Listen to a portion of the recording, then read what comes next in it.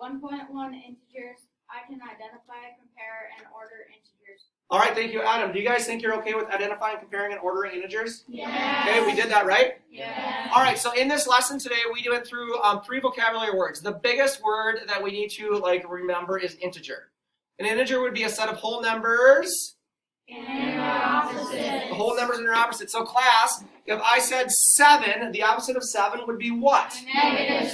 That's exactly what I'm looking for. Nice job. If it's a positive integer, it's above 0, right? Yes. What's below 0? A negative integer. So we've gone through vocab. Now we're going to move down to number 2.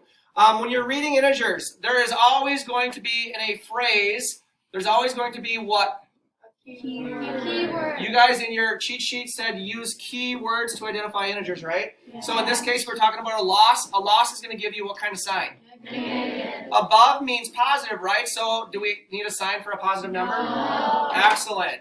Inequalities. We talked about inequalities, and we talked about the fact that inequalities compare things of different sizes or values, right? Yes. If we go on to our second page of notes, we defined each of the 4 inequalities that we were working with today, right? Yes.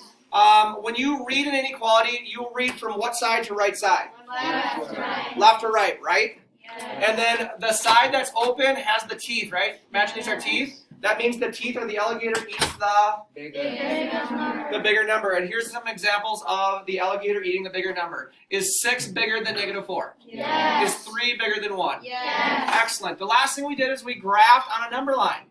So it says graph each integer and its opposite, and I did this one for you. I gave you the number 2. You all drew a number line. When you draw a number line, what number should you start with? 0. 0. And in this case, we just made equal intervals above 0 and equal intervals below 0. I challenged you on this one and said 25, and I didn't give you any more information. I was hoping you would not number 1, 2, 3, 4, 5 all the way to 25, and then -1, -2, -3, -4 all the way to -25. And for the most part, you guys decided to go by increments of what? 5. And then you graphed 25. Then you went by increments of 5 again, and you graphed -25, correct? Yes. Any questions?